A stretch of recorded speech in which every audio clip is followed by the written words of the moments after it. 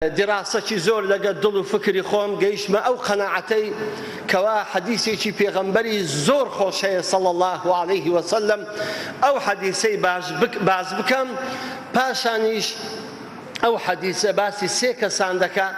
دوو کەس لەو سێ کەسەی ژیاننامەکەیان باز بکەین بۆ ئەوەی بۆ ئێمەش ببتە چرا بۆ ئێمەش ببتە ڕێشچێنێک کە بە دوایان دابڕۆین و بە ئومێدی ئەوەی ئینشاء الله ئەوان کوو گەیشتن ئێمەش وا بگەین ئەوان چۆن دنیایان بەجێهێشت بە سەروەری بە گەورەیی کە هەزاری وەکو ئێمە تەمەنا دەکا بەس باسییان بکە و ئینشاءڵڵا ئێمەش بەو ڕێیەدا بڕۆین بە ئومێدی ئەوەی بە گەورەبوونی وان گەورە ببین بە ئیزنی خودای گەورە. پێغەمبەری خوا صلی الله عليه وسلم ئەفەرموویتن دەفەرمی ئین الجەنەة لتشتاق إلى ثلاثة بەهەشت مشتاقی سێ کەسانە بەهەشت مشتاقی سێ کەسانە ئەمە هەر بیستیتمان مسلمان ئیشتیاقی بەهەشتی هەیە ئەمە هەر بیستیتمان خەڵق ئیشتیاقی چوونە بەهەشتی هەیە دیتان تازە چەند پاڕاینەوە لەبەر خوا کە خوای گەورە بە فردەوسی ئەعلامان شاد بکە کەواتە ئێمە ئیشتیاقی بەهەشتمان هەیە و کە بچینە بەهەشت بەڵام بەهەشتیش ئیشتیاقی سێ کەسانی هەیە کە بچنە ناوێ و تام و لەزەتی ئەو بەهەشتە بکەن. پێغەمبەری خوا عەلەیهی السەڵات وەسەلام یەک ناوی ئەم سێیە دەبا کە دەفەرمی ئین الجەنەة لتشتاق إلى ثلاثة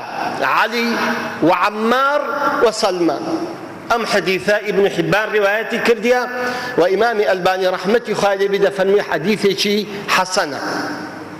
ئیمامی تورمذیش ڕیوایەتی کردووە. طبعاً حتما ئینسان ئەگە فکر کاتەوە دەبی هۆکارەکەی لێ بکۆڵێتەوە بزانی لەبەر چی بەهەشت مشتاقی ئەم سێ کەسانەیە. لۆ هەموو خەڵک مشتاقی بەهەشتە بەڵام لۆ ئەمە ئەم بەهەشتە خۆشە مشتاقی ئەم سێ کەسانەیە. جا با پێکەوە ئینشاءڵڵا بچین سەردانێکی ژیانی دوو کەس لەمانە بکەین چکە ئەگەر هەر سێکان باسکەین وابزانم دەبێ ئەو شەو هەر لە دیارم دابنیشن جانە ئینشاءڵڵا ئیدوانیان ئی عەمار و ئی سەلمانی زۆر بە پوختی و بە کوشراوەیی و بە ڕێکی و بە کوردی ئینشاءڵڵا ژیانیان باز دەکەین و پاشانیش باسی ئەو دەرس و عیبرەتانە دەکەین کە ئێمە لە ژیانی ئەم دوو کەڵە پیاوە وەری دەگرین بە ئیزنی خودای گەورە. یەکەمینیان عەمار کوڕی یاسیرە دایکی ناوی سومەیەی کچی خەیاتە. ئەسڵی عەمار خەڵکی یەمەنە. باوکی یاسر وەختی خۆی لەگەر دوو برای هاتینە مەککە لەبەر ئەوەی برایەکیان بزر بووە هاتبوون سۆراغی بکەن. عادەتەن مەککە لەبەر ئەوەی شوێنێکی تیجاری بوو و خەڵکێکی گەلک زۆری هەموو دنیا دەهاتە وێندەر خاستەتەن ڕەحلەتە شیتایی وەسەیف خەڵکی یەمەن دەهات و خەڵکی شامیش دەهاتن بۆیە گوتیان باشترین شوێنێک کە بچین لە برای خۆمان بپرسین مەککەیە ئەگەر هەر نەبێ هەواڵێکی لێ دەزانین. جا ئەو سێ برای یاسیر و مالیک و برایەکی کەیان ناوی حوزەیفە بوو هەر سێکیان لە یەمەن ڕاهاتن لە بۆ مەککە کە هەواڵی برایەکی ون بوویان بپرسن. ماوەیەکی پرسیان هیچ هەواڵێکیان نەدۆزیەوە. پاشان یاسر ماوە لەوێندە هێشتان ژنی نەهێناوە و گەنجە. یاسر ماوە لە مەککە و دوو برایەکەی تریان گەڕانەوە یەمەن. یاسر عادەتی خەڵکی مەککە ژوا بوو هەر کەسەیەکی بیانی و غەریبە ئەگە بەهات بایە ناو مەککە دەبایە بچی یەکێک لە دەسەڵاتدارەکان یەکێک لە دەستڕۆیشتەکان بکاتە وەلای خۆی کە پێیان دەگوت مەوالی لەبەرەوەی دەگوت کاکە من دەبمە مەوالیت و تەئیدت دەکەم پشتیوانت دەکەم لەسەرت دەکەمەوە لە حەرب و لە سلم و لە هەموو وەختێکدا لەگەرت دەبم تۆش پشتیوانی زەعیفی من بکە و مێڵە کەس زوڵمم لێ بکا و کەس ماڵم بخوا و بە تارانم ببا. ئەوە عادەتێک بوو. جا بەنی مەخزوم هەبوو ئەو یاسرە هەستا چوو وەلای خۆی لە بۆ بەنی مەخزومیەکان کە کابرا ناوی حوزەیفە بوو لە بۆ وی دەرخست. چۆ لایەن گوتی من پیاوێکی غەریبم خەڵکی یەمەنم پێم خۆشە من موسانەدەی تو دەکەم من پشتت دەگرم لە هەموو وەختێک لە خزمەتت دام تۆش سەنەدی من بە و لەو زەعیفیەم کە تێدا مێڵە کە زوڵمم لێ بکاتن. ئەمە شتێکی عادەتی بوو لەناو هەموو عەرەبان هەبوو. یاسر هەستا وەلای خۆی دەربڕی لە بۆ بەنی مەخزوم بالذات ئەو حوزەیفەیە. ئەو حوزەیفێ پیاوێکی چاک بوو و زۆر یاسری خۆشویست خزمەتکارێکی لەلا بوو ناوی سومەیەی کچی خەیاط بوو هەستا دایە یاسری یاسریش کە سومەیە خانی گۆستەوە منداڵێکیان بوو ئەو منداڵەیە ناوی لێنا عەمار ئەو عەمارە هێدی گەورە بوو لەگەر گەورەبوونی عەماریش حوذەیفە مرد پێشەوەی بمری هەستا بابی عەماری یاسری ئازاد کرد گوتی تازە ئەنگۆ عەبدی من نمانە لەبەرەوەی پیاوێکی زۆر خزمەتی منت کردێ بە پاچی و بە بێگەردی بڕۆ ئەوە ئازادم کردی و پاشان حوذەیفە بەخۆی مرد بەڵام وەلاءەکەی هەرما بوو لە بۆ بەنی مەخزوم ئەو وەلاءە ناڕوە با کابراش بمریتن عەمار پەروەردە بوو لە کنداک و بابی زۆر بەڕێک و پێچی گەنجێکی جوانی لێ دەرت وەکو باقی ئەو گەنجانەی کەوا لێرە دانیشتون کە پێغەمبەری خوا صلی الله علیه وسلم نوری ئیسلام نوری قورئانی هێنا بانگی خەڵکی کرد بۆ مسلمانان هەفتەمین کەس کە بوو بە مسلمان عەمار بوو هەفتەمین کەس کە بوو بە مسلمان عەمار بوو زوو خۆی گەیاندە پێغەمبەری خوا صلی الله علیه وسلم وی بەیعەتیشی لەگەر بەست و ئیمانی پێهینا لە ماری ئەرقەمی کوڕی ئەرقەم یەکەم ئیش عەمار بیکە چییە ئەوەیە دەبی بچی داک و بابی خۆی قوتارکە لەو شرک و لەو کوفرەدا هەستا گەڕاوە ماڵێ لەگە داک و بابی خۆی دانیشت و تێیگەیاندن باوکە گیان دایکە گیان وەڵڵا ئەو دینە ئێستا ئێمە لەسەرین دینێکی باتیلە ئەم دینە حەق نییە وەرە ئەو دینە دینی حەق ئەوەیە محەممەد هینایەتی صلی الله علیه وسلم ئێوە سیقە و بڕواتان بۆ محەممەدی نییە دەیانگوت بەرێ وەڵڵا هەموو کەس دەرێن صادق الئەمینە ئیگوتی بکە بڕواتان پێ هەیە وەڵڵاهی دینێکی حەقی هێناوە داوک و بابیشی بوون بە مسلمان پاشان کافرەکانی قوڕەیش کە زانیان مسلمانەکان وا پەیدا بوونە هەستا دەستیاندا بە ئەزیەتدانی ئەو مسلمانانەی کە ژێردەستی خۆیانن نەدەوێران تعزیبی پێغەمبەر بدەن صلی الله علیه وسلم لەبەرەوەی ئەبوو تاڵیب مابوو نەدەوێران ئەزیەتی ئیمامی ئەبوو بەکر بدەن وەکو باقی سەحابەکانی ئەزیەتیان دەدان بەڵام وەکو سەحابەکانی تر نا لەبەرەوەی لە قەومەکەی دەترسان بەڵام ئەوانەی کە زەعیفە بوون وەکو سوهەیب و میقداد و عەمار و ئەوانە زۆریان ئەزیەت دەدان بەنی مەخزوم چاویان چۆ پشتی سەلکی کە زانیان عەمار و داک و بابی بەدوو محەممەدی کەتیە صلی الله علیه وسلم هەستا هەرسێکیان هینانە دەرێ لە گەرمەی مەککە تەعان مەککە شوێنێکی ئیستیواییە زۆر گەرمە خاصەن مانگی هەفت و هەشتی زۆر گەرم دەبی هەستا هینایان زۆر بە خراپی تەعزیبیان دەدان زۆر بە نامرۆڤانە بە نائینسانانە ئەو سێیان تعزیب دەدا حتا ئەبوو جەهل بۆ خۆی سەرپەرشتی تعزیبەکەی دەکرد لعنەتی خوای لێبیتن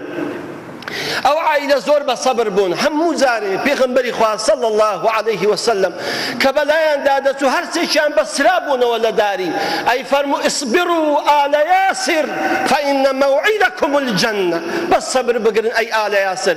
سەبرتان هەبی تەحمل بکەن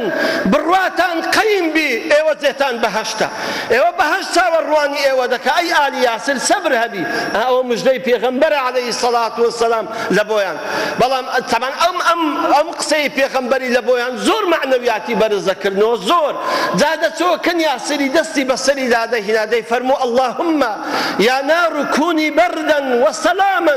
كما كنت على إبراهيم أي ئاگر کە زۆریان تعزیب دەدا بە ئاسن و بە ئاگر و بە داخکردن و لەسەر شتی گەرمیان دادەنا ئەی ئاگر سار بە لەسەر عەمار سار بە وەکو کو لەسەر ئیبراهیم عەلەیهی السەڵات وەسەلام سار بووی طبعا ئەم دوعایەی پێغەمبەری عەلەیهی السەڵات وەسەلام بەڕاستی معنەویەتی و عائیلەی بەرز دەکردەوە تازە هەر فشەیان بە تعزیب و بە لێدان و بە کوتان دەهات هەر جێیان نەدەدایە چ دەکەن با بکەن ئەوە بوو ئەبوو جەهلی ناپاک هات سومەیە خانی شەهید کرد یەک ڕمحی لە عەورەتیدا لعنەتی خوای لێبی شەهیدی کرد پاشان بابیشیان خنکاند زۆر بێتاقەت بوو مە عەمار ماوە تەمان ئەتوو لە پێشت داک و بابت شەهید بکەن زۆر زەحمەتە تەحملیشی زەحمەتە ئەوە بوو زۆر ئەوە تعزیبیاندا گوتیان بتەکانی ئێمە بە چاکە ناوبینە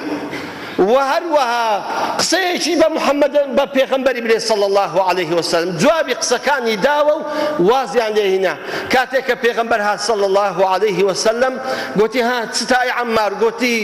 زۆر وەزعم خراپە یا رسول الله والله تازە من فەوتام گوتی لەبەر چی گوتی لەبەر ئەوەی ئەمن باسی بتەکانی وانم کرد بە چاکە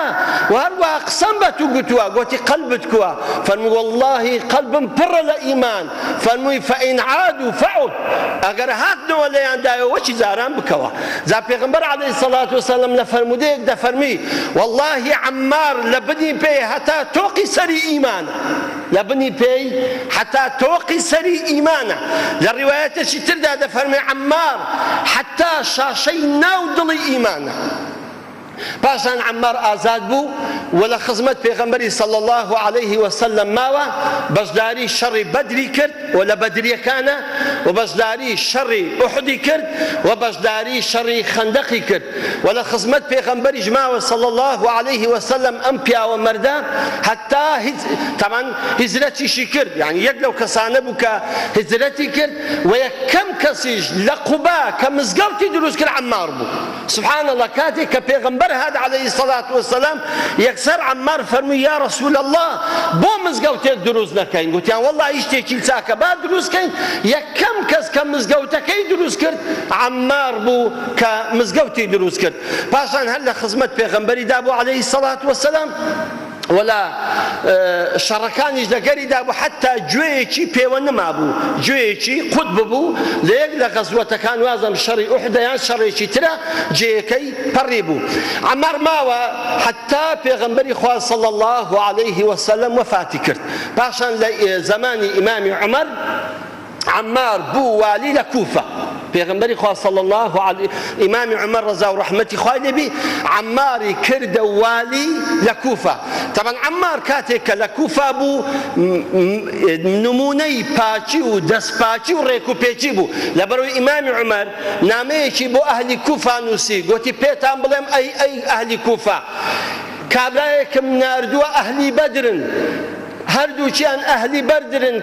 کە عەماری کوڕی یاسر و عەبدوڵای کوڕی مەسعودە عەمارم بەوالی ناردیە لە سەرنگۆ و عەبدوڵای کوڕی مەسعودیشم ناردووە بە وەزیر و بۆ معەلیم لە بۆ ئێوە جێیان لە بۆ ڕاگرن و ئیتاعەیان بکەن فعلا عەمار لە ناویان ماوە زۆر پیاوێکی کەم دوو بوو زۆر پیاوێکی شەونوێژی نەدەچوو زۆر قورئانی دەخوێند و زۆر لە خزمەت عەبدوڵای کوڕی مەسعوددا بوو علمێکی چاچی لێ فێر ببوو و پاشانیش عەمار زۆر پیاوێکی متەواضع بوو زۆر متەواضع بوو حتا بەخۆی ئەهلی کوفە دەیاندید بەخۆی دەچوو عەلەفی حەیواناتەکانی دەکڕی و لەسەر شانی خۆی بار دەکرد و دەیهیناوە ماڵێ ماڵعلم والیشە خۆ دەیتوانی عەمباران بگری بەڵام قبوڵی نەبوو کەوا هیچ کەسێک خزمەتی بکە بۆ خۆی خزمەتی خۆی دەکرد عەمار ماوە هەتا زمانی ئیمامی عەلی ڕەزا و ڕەحمەتی خوای لێبی طبعا پێغەمبەری خوا صلی الله عليه وسلم بۆ خۆی پێشتر بە عەماری گوتبوو تەقتولوکە فیئەة الباغیە فیئەتێکی جەماعەتێکی باغی هەرگەڕاوە لە ئیمام ئەتکوژن ئەم حەدیثەیە هەموو جارێک کە دوعای دەکرد عەمار دەگۆ خوایە لە فیتنەم بپارێزی خوایە لە فیتنەم بپارێزی چونکە پێغەمبەر عەلەیهی سەڵات وسەلام مادام موژدەی پێدا کە فیئەیەک پەیدا دەبن دژی ئیمام ڕادەوەستن حتمەنەوە فیتنەیە و ئەم فیتنەیەش عەماریش تێدا دەکوژرێ جا بۆیە دوعای دەکرد خوایە تۆ لەو فیتنەم نەجات بدەی حتا زمانی ئیمامی عەلی ڕەزا و ڕەحمەتی خوای لێبی لە زمانی ئیمامی عەلی لەسەر کوشتنی شەهیدبوونی ئیمامی عوثمان فیتنەیەک پەیدا بوو فیتنەکە ئەوە بوو معاویە کە خزمی ئیمامی عوثمانە بەنی ئومەیەنە خزمی ئیمامی عوثمانە ئەی فەرموو من بەیعەت نادەمە ئیمامی عەلی حتا تۆڵەی کوشتنی ئیمامی عوثمان نەکەینەوە ئیمامی عەلیش ڕەزا و ڕەحمەتی خوای لێبی کە بە خەلیفە هەر بژێردرا گوتی کاکە هەتا وڵات دانەنیشتێتەوە و ئومور دەستی پێ نەکاتەوە ئارامیەک لە وڵات پەیدا نەبتەوە من جارە ئەم کەسانە ناکوژمەوە چکە دەزانم فیتنە گەورەتر دەبی لەسەر ڕەیەکی ئەوە بوو بۆ ناخۆشیان ئەوە بوو لەم شەڕەدا ئیمامی عەمار ڕەزا و ڕەحمەتی خوای لێبی شەهید بوو جا پێش ئەوەی شەهید بی گوتی ماستاوم لۆ بینن شیرم لۆ بینن شیریان بۆ هینا تی والله جێم لە محەممەد المستەفا بۆ صلى الله عليه وسلم ئەی فەرموو إن آخر شربة تشربها لبن پێی گوتیمە ئەی عەمار آخر شت آخر ئاو آخر شت کە دەیخۆیتەوە پێش ئەوەی شەهید ببی شیرە جا بۆیە قەناعەتی هاتبوو کە ئەوە ئاخر ڕۆژیتی بۆیە شیرەکەی خوارد و هەستا دەستی بەشەر کرد و هەتا شەهید بوو ئەمە ژیان نامەی عەمماڕی ئەو دەرس و عیبرەتانەی ئێمە لە ژیانی عەمماڕی وەری دەگرین چێ پێویستە لەسەر هەموو گەنجێک کە لە دوای حەق و ڕاستیدا بگەڕێ نابێ گەنجی ئێمە وەکو پەلچیدار بن بابەچیهان دایداهات بەو ئیتیجاهی بایەی بسۆڕێن نەخێر بەڵکو دەبی گەنجانی ئێمە خاوەن مەبدە و عەقیدەی ثابتی خۆیان بن دەبی خاوەن مەبدەئێکی وا بن کە ئەگەر وەکو عەمماریش لە ئەشکەنجە و ئازار و ئیبتیلادا بن بە سەبر و تەحەمموڵ بن کەواتە گەنج زۆر پێویستە خاوەن مەبدە بێ خاوەن ئایدۆلۆژیایەکی ثابتی نەگۆڕ بێ و ڕاستترین ئایدۆلۆژیا و مەبدەئی ئیسلامە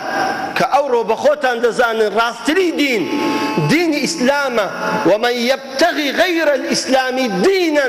فلن يقبل منه وهو في الآخرة من الخاسرين هرتي غير الإسلام الدين بخو هر بجيره خالي قبولناك ولا آخرت دا لخسارة من دا ديكوات براسي أبي گەنجانی ئێمە هەڵگری پەیامی ئیسلام بن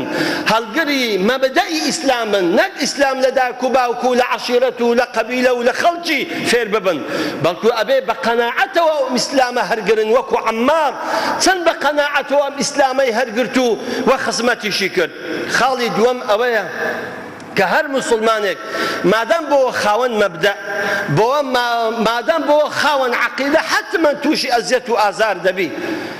ألف لام ميم أحسب الناس أن يتركوا أن يقولوا آمنا وهم لا يفتنون ولقد فتنا الذين من قبلهم فليعلمن الله الذين صدقوا وليعلمن الكاذبين أو سنة خوايا قبل همو إيمان داران تاقيد كاتوا بلان براستي أو كسي كإيمان قيمة أو لقدر إيمانك خوي تاقيد كريتوا بەڵاو مصیبەت بە قەدەر ئیمانە جا بەڕاستی ئینسان دەبی زۆر خۆی تەحەمموڵ بکە بە سەبر بێ بەرامبەر ئەو بەڵاو ناخۆشیانەی کە دێتە ڕێی جا چ لە هەر کەسێکەوە بێ لە هەر جیهەتەوەکە بێ لە هەر شوێنێک بێ میم دەبی بە سەبر بی بە تەحەمموڵ بی ئەو دینەی کە خوای گەورە تۆی پێ خەڵات کردووە بە هیچ شتێک نەگۆڕیەوە ئەو عەقیدەی کە خوای گەورە تۆی پێ گەورە کردووە و تۆی پێکردیتە مرۆڤ لە ناو مرۆڤەکاندا بە هیچ شتێک وازی لێ نەینیت سەیەم شت بزانە پێغەمبەری خوا صلی الله عليه وسلم ئەم گەنجانەی چۆن پەروەردە کرد عەممارێکی نەخوێندەواری کوڕی عەبد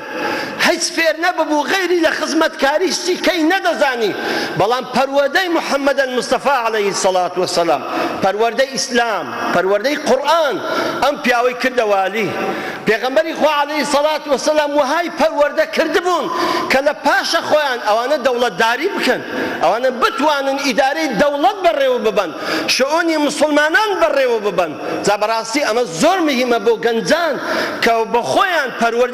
پەروەردەی قیادی بکەن چاویان لەوە بێ ئەوێ ڕۆژێک کە دادێ خوای گەورە لەسەر شانی ئەم گەنجە شتێک تەکلیفێک دادەنێ تۆ دەبی ئامادەبی بە ئەخلاقت ئامادەبی بە علمت ئامادەبی بە دینداریت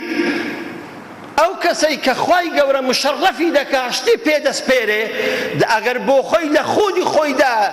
تێیدا نەبێ و توانای نەبێتن چ توانای علمی چ توانای ئەخلاقی چ توانای دینداری نەبێ بەڕاستی ئەمە ساقیت دەبێ و وەلەو ئیمتیحانەی خوای و لەو تەکلیفێکە لە سەریتی فەشەل دەینی بەڵام ئێستا ڕاگەنجانی خۆمان پەروەردە کرد و خۆمان ئامادە کرد کە بەیانی ئەو ئیسلامە هەر بەسەر دەکەوی یەقینتان بێ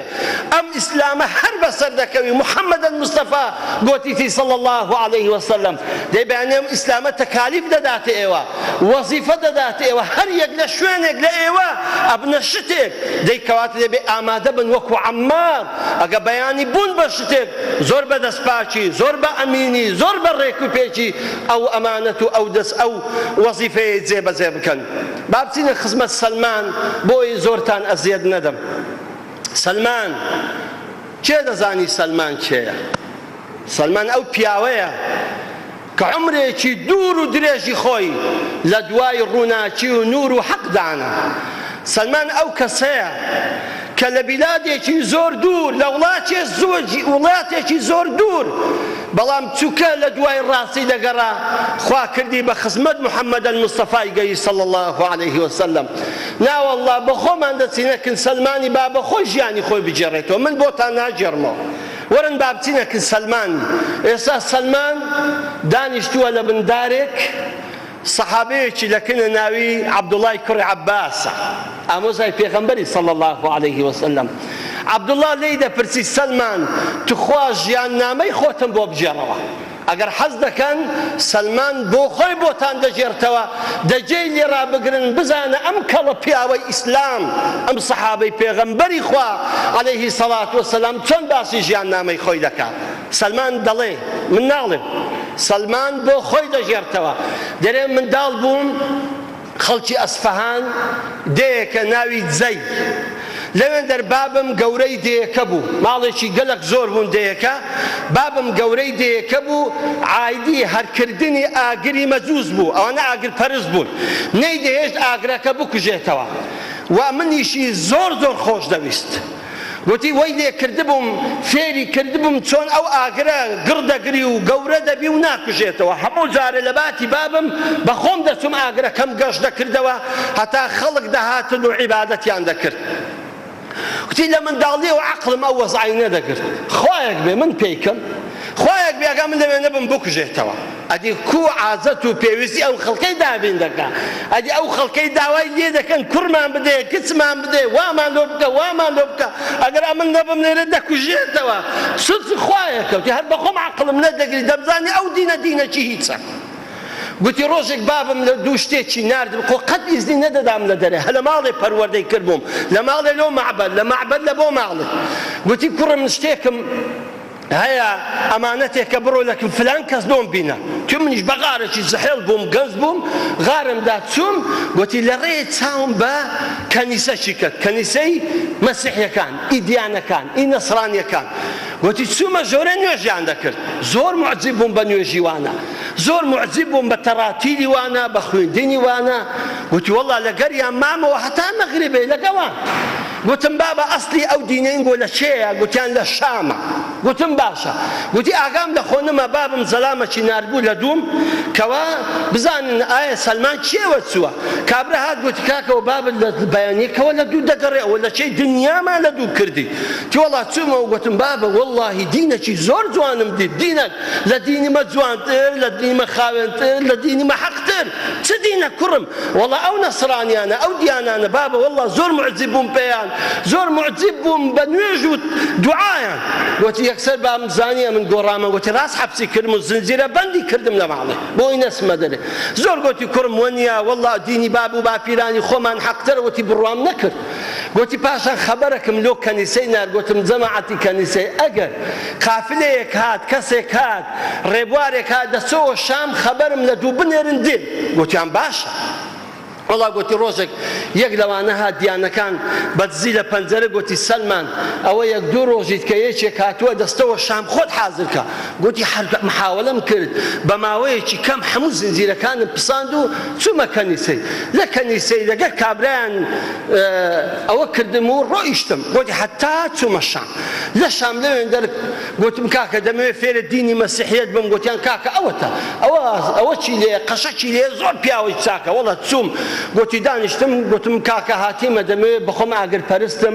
بەمەوێت بمە دینی نەسڕانی، ئێستاش هاتیمە دەرسم پێ بڵێ. گوتی یاخۆ بەخێر بێ و لێرەی هێشتمەوە جێی کردمەوە. گوتی لەگەڵی ژیام بەڵام زۆر سەختەچی و کلااوچی بوو، درۆی لەگە خەڵکەکەی دەکرد. ئەو خەڵکە ئەو پارە و ئەو عەتایە و ئەو شتانیان کە دەهینا دەگۆ هەمووی دەشاردەوە، دەگۆ دووسێ کوپەی بەس زێڕی لە خۆی پڕ کردبوو. دەگۆ میش نەدەوێرام قسەی بکەم، لەوەی لە کدەم دەخیند و خزمەتم دەکرد. گوتی حتا ڕۆژێک مرد. ئەو بزان چەند ساڵ 5-6 ساڵی پێچووە گوتی مرد خەڵکەکەوتی ئەوەندە متەئەسیر بوون هاتن مەیتەکەیان شوشت و هەریان گرت و لەسەر قەبران دانە گوتم ڕاوەستن کاکە چ دەکەن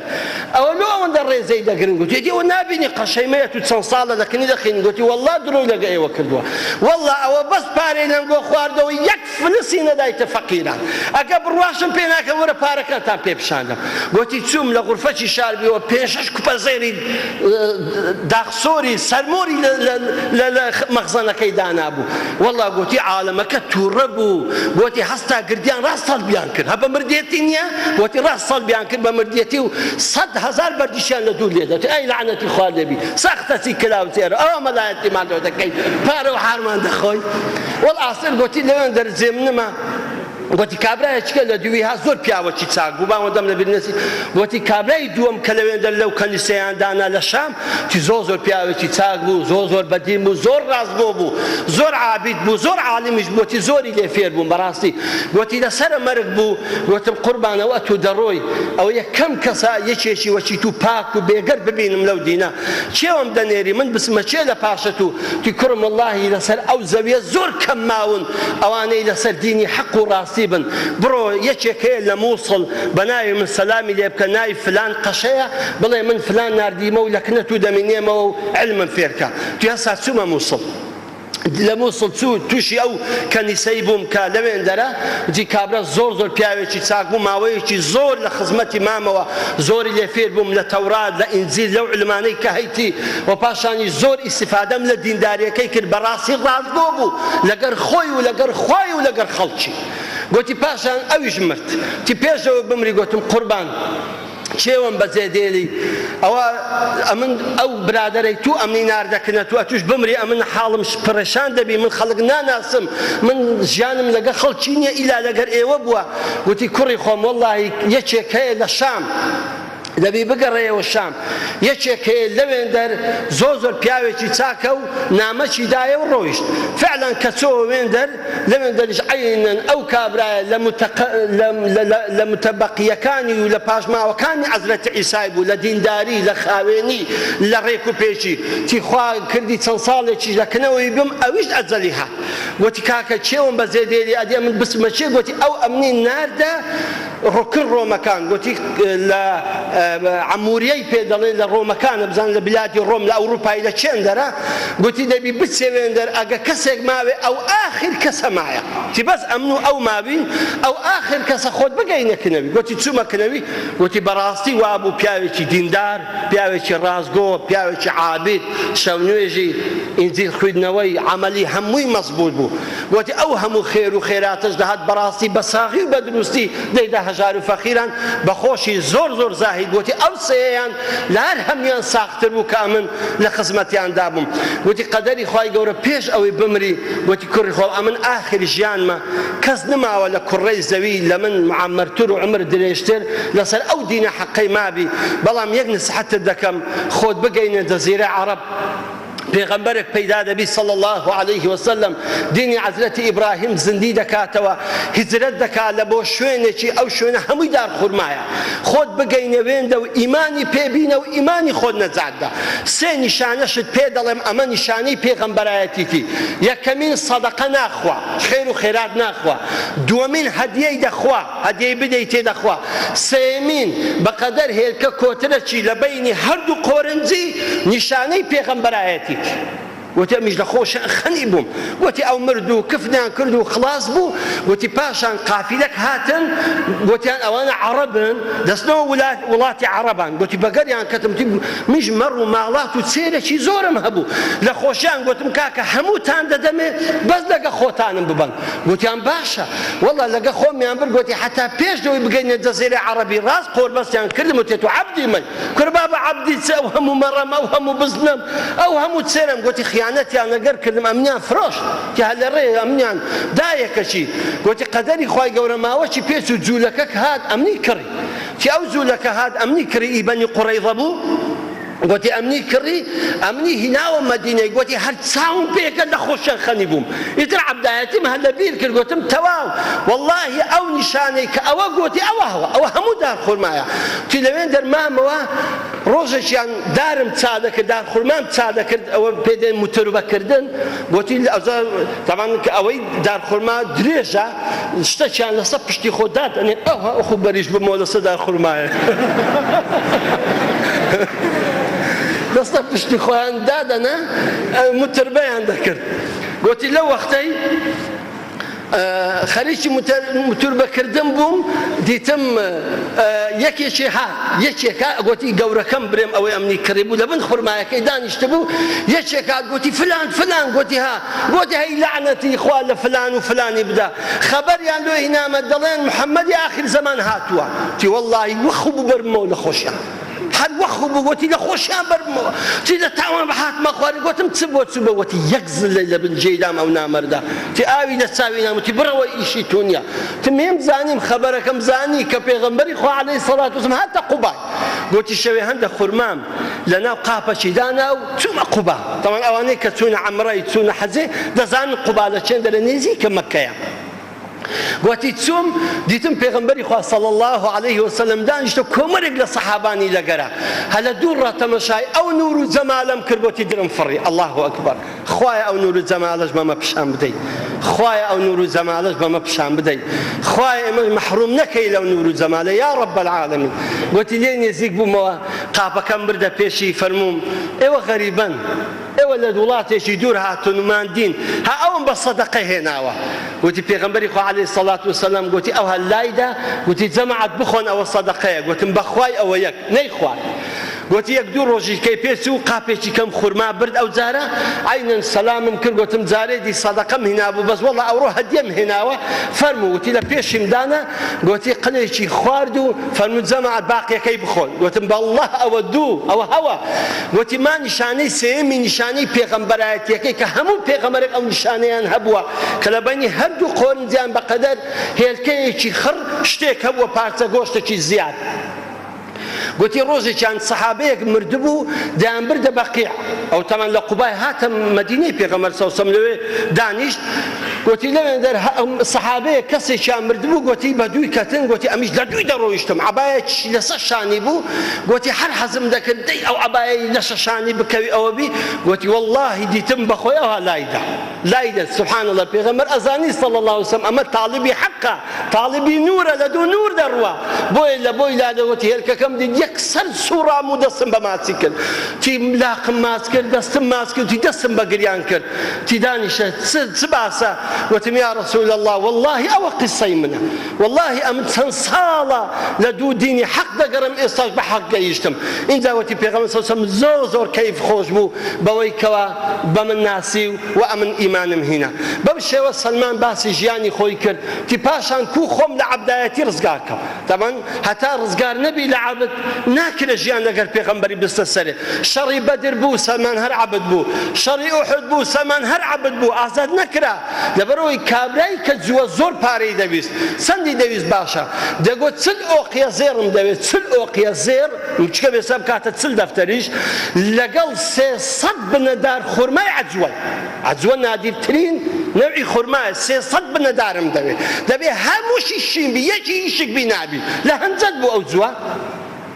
چوومە خزمەت پێغەمبەری گوتم یا رسول الله دەمێ مکاتەبەی بکەم گوت بڕۆ بکە گوتم زۆری داوا دەکە گوتی بڕۆ بیکە مەترسێ وەڵا گوتمە جوولەکە کاکە دەمێ مکاتەبە لەگە بکەم گوتی بڕۆ 300 بنەدارم لۆ بچینە پاشان هەمووی شین ببی لەگە چل ئۆقیە زێڕی چوومەوە خزمەت پێغەمبەری عەلەیهی سەڵات وسەلام پێم گوت گوتی سەحابەیدا هەر یەکی هەندێک داران بینی گوتی هەر یەکی هەبوو 5 هەبوو 6 هەبوو 7 هەبوو زیاتر گوتی 300 داریان هینە پێغەمبەر عەلەیهی سەڵات وسەلام فەرمووی بڕۆ 300 قۆرتم لە بۆ لێدا ئەمە دێم بە خۆم دەچینم وەڵڵاهی فەرمووی پێغەمبەری خوا عەلەیهی سەڵات وسەلام هەمووی چاند یەک قل ئیمامی عومەر چاندی هیچێک بوو گوتی ئەوەی پێغەمبەر چاندی لە 299 هەر هەمووی شین بوو هەر هەمووی شین بوو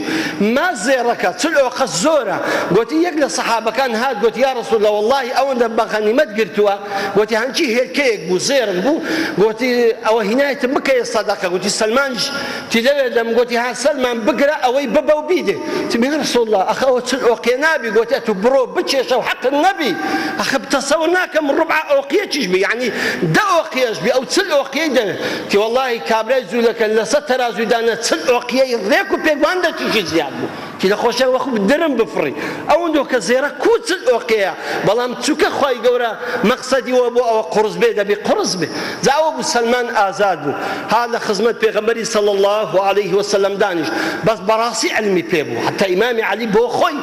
بەو هەموو علم و معلوماتی خۆی کە ئیمامی عەلی هەیتی و مەشهورە بە علمداری ئەو زەمەدحی سەلمانی دەکردە بۆ سەلمان علمی ئەوەل و ئاخری پێیە یعنی علمی ئینجیل و تەورات و قورئانی پێیە پاشان لە شەڕی خەندەق بەڕاستی سەلمان بوو کە ئەو خوتەی لە بۆ پێغەمبەردانە صلی الله عليه وسلم مسلمانان لە گەورەترین شەڕ لە تاریخی ئیسلام نەجاتیان بوو لەبەرەوەی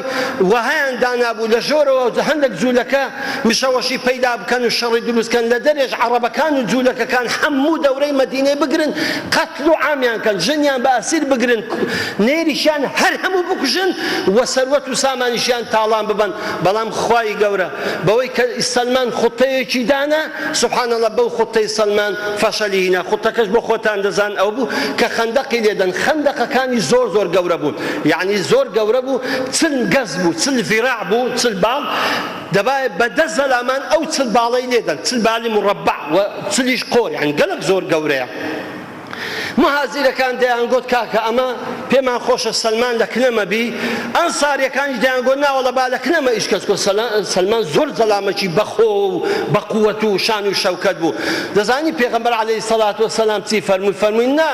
سەلمان منا من ئەهل البەیت نا سەلمان لە ئێمە و لە ئەهلی بەیتە دەبی بێ لەگەرە من ئیشکە وفعلا سەلمان لەگەڵ پێغەمبەری خوا صلی الله عليه وسلم دەستی بە ئیش کرد حتا سەلمان گەیشتە بەردەشی زۆر گەورە یا ڕەسوول الله ئەو بەردە ئەگەر نەگۆڕین ئەو بەردە ڕێنادا قۆرتی لێدەین با قۆرتێککە بینە ئەو لای فەرمووی ئەو بیورەی بدە من پێغەمبەری خوا صلی الله عليه وسلم بۆ خۆی بیورەکەی دەستدایە و بسم الله کرد و لە بەردەکەیدا بەردەکە ئاگرێکی زۆر گەورەی لێ پەیدا بوو فەرمووی الله ئەکبەر خوا کلیلی ڕۆمەکانی دامێ بەردی بیوری دووەمی لێدا ئاگرێکی لێ پەیدا بوو فەرمووی الله ئەکبەر خوا کلیلی مەملەکەتی فارسی دامێ بەردی سێمی لێدا فەرمووی الله ئەکبەر خوای گەورە کلیلی مەملەکەتی بەسڕای دامێ فعلا ئەوە موژدەکی پێغەمبەر بوو عەلەیهی سەڵات وسەلام لەو وەختە ناخۆشیەدا کە مسلمانان فەتحی بلادی فارس و فەتحی بلادی ڕۆم و فەتحی یەمەن و بەسرا و ئەوانەش هەر هەموو دەکەن ئەو بوو سەلمان ماوە لە خزمەت پێغەمبەری خوا عەلەیهی سەڵات وسەلام لە شەڕەکانی پاشەوی بەشداری کرد حتى زمان إمام عمر لزمان إمام عمر سلمان بو بوالي لمدائن مدائن شوينك لأخوار بغداد استاش قبر سلماني فارسي لمندرة كبو بوالي طبعا زوزو بياوشي متواضع بو هيس اهتمامي بوينة دا كامن والي ما يا محافظ يا مسؤول بم إلا دبي آخر مودي سيارة وآخر مودي القاتو أو ملبر بنخر وكوان بو حتى زارشي كابرايشي خلشي الشام هاد هنزير وخرماي هنا بو لعنبارشي دقرة تاي برن كل سلمانيش دهات قوتي أرب أتوات فلان أبش أورتي أمن قوتي أرب والله وانا ملو هرقرا حتى مخزن ملو بأو شويني كخلق سفر ليدك أو شتي ليدا فروشي وشي بريك جراز دكا أو شيزنا يقول أمن والي ما كنتو عيبناكي بمن دري يكسر قفزة هنزيرة كي لو هرقرتو كابرز بخوي قفزة خرمايا كي هرقر كابرز دجيرتو دري أم زورم بيعنتي كابو عالم دهات قربان بدا من أتو هر مقري باش دم أو عنبار ما دام هم عالم يدناسي لو عنباري دكا ما دام خلق دري بدا من لو عنباري دكا بس لو مارداني شي باشترا قلتي حتى كابرايا كاد قلتي كره خواجي رو صدق اولي معنا اتو بوالي شي قلتي اوزا قلتي هراتم تي لي دول كتمو او هاتم سام ذكر تسمان قلتي ورا دزانم اترسي ورا كاك ما ترسي والله او هنزلنا تخواري حتى قراتي كره قربان بمشر مزاتي بخواني يلا دي قرازك حتى ببيشي كات حتى بردي لقرازك لو داينا اوزا سلمان وازي لينا سبحان الله اما تواضعيتي حتى زارشي دو ميواني هات طبعا معاشي سلماني 5000 درهم بو 5000 درهم بو والله يك فلسي لو بارينا دخوان پارەی وەزیفەی نەدەخوارد هەمووی دەکردە خێر چی دەکرد زەمبیلی دروست دەکرد والی بوو زەمبیلی ئێدا وە قوربان وەڵای معقول نییە بە قورئانە تو زەمبیلی دەکەی و لۆ دەفرۆشی نەگۆ نە معقولە پێم خۆشە بە کەسابەتی دەستی خۆم بخۆم بە کەسابەتی دەستی خۆم نەک پارەی دەوڵەت بخۆم نامەوێت پارەی خۆم نەدەی کەمە خێر بە کەسابەتی دەستی خۆم دەخۆم فعلا هەموو جارێ ئەوەندە خێرکەریش بوو زەمبیلی زۆر جوان دروست دەکرد لە خەڵکی مەدینە فێر ببوو چکە زەمبیل بە خورما دروست دەکرێتن ئەو زەمبیلانەی دەفرۆشتەوە بە 3 درهم یەک درهەمی دەکردە خێر یعنی خۆم 5,000 درهەمی لەو لای دەکردە خێر ئێگا ئەو درهەمە قازان مابایەوە چ بوو بەخۆی تەکلیفی زەمبیلەکە 1 درهم بوو بە 3 درهەمی دەدا چکە پێماندی دەبوو درهەمەشی دەکردە خێر درهەمەشی مەوادی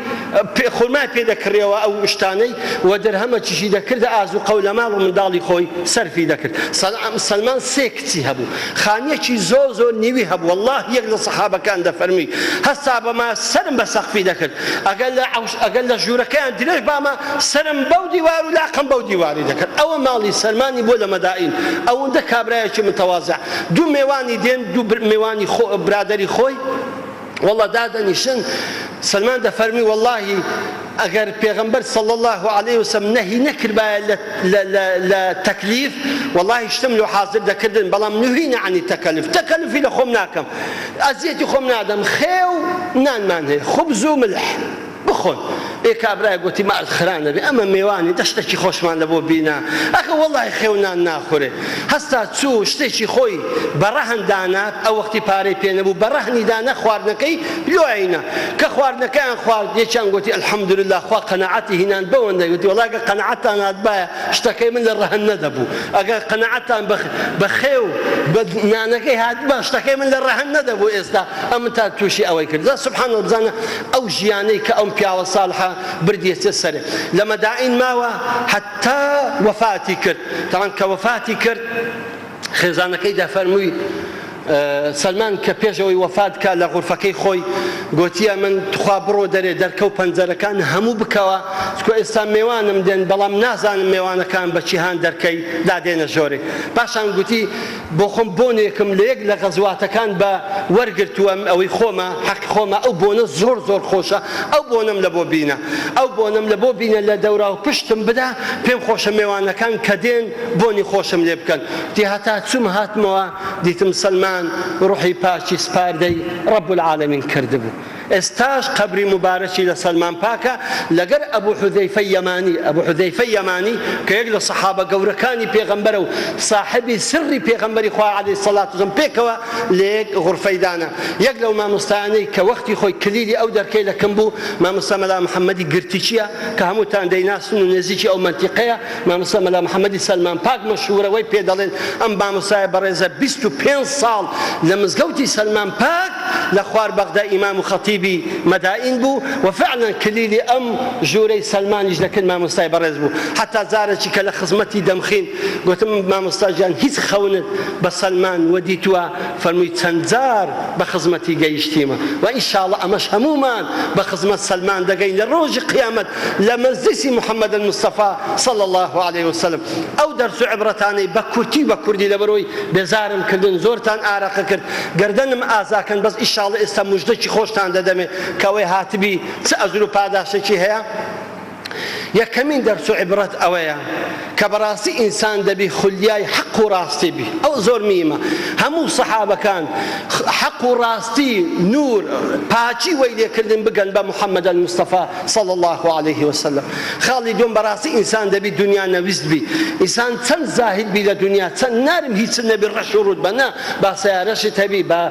خانیشت هەبی با منداڵیشت با ئیشت هەبی با پارەشت هەبی بەڵام ئەوانە عەبدی تو بن نەک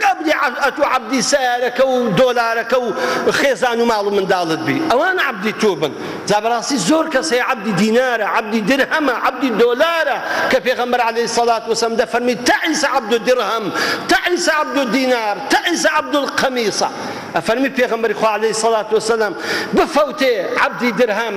عەبدی دینار لۆ زۆر کەسێ وەڵڵاهی پارەی لەناو دڵی شاردیتەوە جورئەت ناکە 1 دینار ببەخشی ئەو هەموو خەڵکە فەقیرە ئەو هەموو خەڵکە محتاجە ئەو هەموو پێویستیە کە خەڵک هەیتیان دینی نایە ببەخشی ماڵعلم کە خەڵکی دعوەت دێکا بێدینان دعوەت دەکا بە دەوەرەقە و بیزوەرەقە خەسار دەبی و دایانە ناو تەنەکەی زبری کەواتە بەڕاستی ئینسان دەبێت زاهید بێ زاهید ئەو کەسە نییە کە هیچ لەبەر نەکا نەخێر زاهید ئەو کەسەیە کە خوا دەیداتێ ئەو هەبوونە ئیستیقلال دەکا لە بۆ خوای لە بۆ ڕێگای خوای حەسەنی بەسری ڕەزا و ڕەحمەتی خوای گەورەی دەبی دانیشتبوو تەلەبەکانیشی دانیشتبوون حەلوایان هینە یەک لە تەلەبەکانی حەلوایی نەخوارد گوتی لۆ ناخۆی کوڕم گوتی وەڵڵا یا ئیمام ئەمن شکرانەی حەلوان پێ نادرێتەوە ئەوەندە شکرانەکەی گەورەیە پێم نادرێتەوە لەوێ ناخۆم لۆ فەرمی شکرانەی ئاوی ساردماندایە هەتا شکرانەی حەلوای بدەین کوڕم بخۆ و شکرانەشی لەسەر بکە زۆر کەس لە زوهد غەڵەت تێگەیشتێ زوڵت ئەوە نییە تو شمەکی کەون لەبەرکەی خانی خراپ دانیشی نە بە هەمووت هەبی بەڵام ئەوانە عەبدی تو بن ئەوانە لە پێناوی دینی خوا و شەریعەتی خوا و محەممەد مستەفا عەلەیهی سەڵات وسەلام تەسخیرکەی سێم شت بەڕاستی ئەم پیاوانە پیاوێک بوون پێغەمبەری خوا عەلەیهی سەڵات وسەلام وا پەروەردەی کردبوون کە بشێن بەیانی ئەو ئەمانەتە عەزیمەی کە ئیسلامە لەسەر شانیان بی جا ئازیزانم ئەم سەحابانە بە خین و بە گۆشتی خۆیان بە ماندیبوون و بە ئارەقەی خۆیان ئەو دینیان گەیاندەمە با مردی خوا بین ئێمەش ئەو دینە بپارێزین و ئاگادار بن زۆر وریابن لەو کەسانی کە بێئەدەبی بەرامبەر سەحابە دەکەن وەڵڵاهی هەر کەسێک جون بە سەحابە بدە کافر دەبی پێغەمبەری خوا عەلەیهی سەڵات وسەلام دەفەرمی لا تەسوبوا ئەصحابی نەکەن ئێوە جوونیان پێ بدەن وەڵڵاهی ئەگەر ئێوە بەقەدەر چێوی ئوحود زێر بکەنە سەدەقە ناگەنە نیوەی سەحابەی من لە فەرمودەیەکە دەفەرمی نەکەن جوون بە سەحابەی من بدەن لا تەسوبوا ئەصحابی من سب ئەصحابی فقد سبني ومن سبني فقد سب الله ئەو کەسە جوون بە سەحابە بدە جوون بە پێغەمبەر دەدا ئەو کەسە جوێن بە پێغەمبەر بدە جوێن بە خوا دەدا هەر کەسەی جوێن بە خوا بدە کافر دەبی کەواتە وریابن ئاگادار بن نەکەن بێئەدەبی بکەین بەرامبەر ئەم سەحابە بەڕێزانە کە خوای گەورە بۆ خۆی لەوان ڕازی بووە رضي الله عنهم ورضوا عنه خوا لێیان ڕازی بووە باشترین خەڵقی خوای بوونە کە خوا هەری بژاردوون کە لە خزمەت پێغەمبەری دابن صلى الله عليه وسلم آخر شت دەجێرمەوە احتمالە هەندێک کەس لەناوە مەبرێن وەڵڵا ئەگەر ئەمە لەگە پێغەمبەری دەبووم لە عەمارم باشتر دەکرد لە سەلمانم باشتر دەکرد وەنییە دەزانی لەبەرچی ئەبوو حوزەیفەی یەمانی دەفەرموویتن لە شەڕی خەندەق زۆر وەزعمان ناخۆش بوو حتى خوای گەورە بۆ خۆی وەسف دەکا دەفەرمی وبلغت القلوب الحناجر وتظنون بالله الظنون يعني ڕوحیان هات بۆ ئێرە ئەوەندە وەزعەکی ترسناک و ناخۆش بوو سبحان الله زستانیش بوو زۆر سار بوو تفت ڕوو کرد بادەی بەست دەفەرمی هەموو پشتماندا بوو ئاگری پێغەمبەری خوا عەلەیهی سەڵات وسەلام فەرمووی چێ لە ئێوە بچی هەواڵی قوڕەیشیەکانم لۆ بینی لەگەرە منە لە بەهەشت حوزەیفە دەفەرمی والله یەکێک هەر نستە بچی هەواڵی قوڕەیشیان بینی ئەوجا پێغەمبەر فەرمی حوزەیفە هەستە بڕۆ گوتی وەڵڵاهی کە هەستام لەسەرمان هەر نەدەستام بەڵام ئەمرە ئێستا یەکەم اختیار بوو ئێستا ئەمرە گوتی کە هەستام وەڵڵاهی هەستم بە سەرمای نەکرد کە ئەنەما لەناو حەمامێمە چووم و هاتمەوە بزانە تەمەشا کەواتە ئێمە تەمەنا ناکەین ئەو وەختی لەوێ باین ئەگەر دوایە خراپ دەرچوو باین بەڵام نا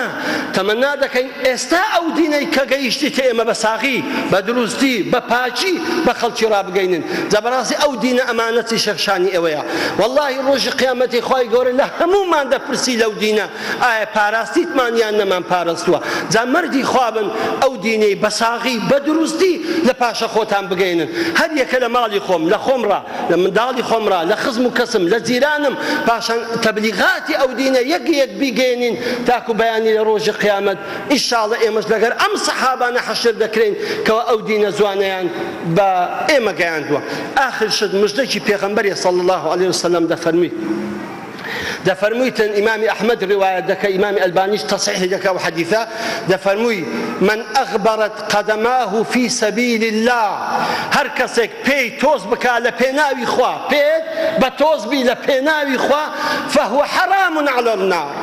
ئەم لاقانە ئاگر تازە نایسووتێنی حرامە ئاگر ئەو لاقانە بسووتێنی توخوا ئەو پێیانە لە پێناوی خۆماندی نەبیلۆ چ باشە توخوا ئەم پێیانە لە پێناوی تەبلیغاتی دینی خۆماندی نەبیلۆ چ باشە جا مەردی خۆتان بن با بە شەقاوەکانی خۆمان بەهاشتی پەرین و پان و بەرین بکڕین ئینشاءالله ئێوە کە هاتینە ئێرە لە پێناوی خوا وەرن تاکو خۆی گەورە نەتان سووتێنی هەر لە پێناوی خوا سەردانی یەکتر بکەن هەر لە پێناوی خوای دوعا لە بۆ یەکتر بکەن ئەگەر نەخۆشێکە لە پێناوی خوا سەردانی بکە ئەگەر کەسێک پێویستی بە نسحەت و ئامۆژگاریە لە پێناوی خوا بڕۆ نسحەتی بکە ئەگەر کەسێک پێویستێ بە یارمەتیە لە پێناوی خوا بڕۆ یارمەتی بدە تاکو ئەو قاسانت کە بە تۆز دەبن بە ئومێدی ئەوەی ئینشاءڵڵە ڕۆژی قیامەتێ بە ئاگری جەهەنەمێ نەسووتین وصلی الله على محمد وعلى آل محمد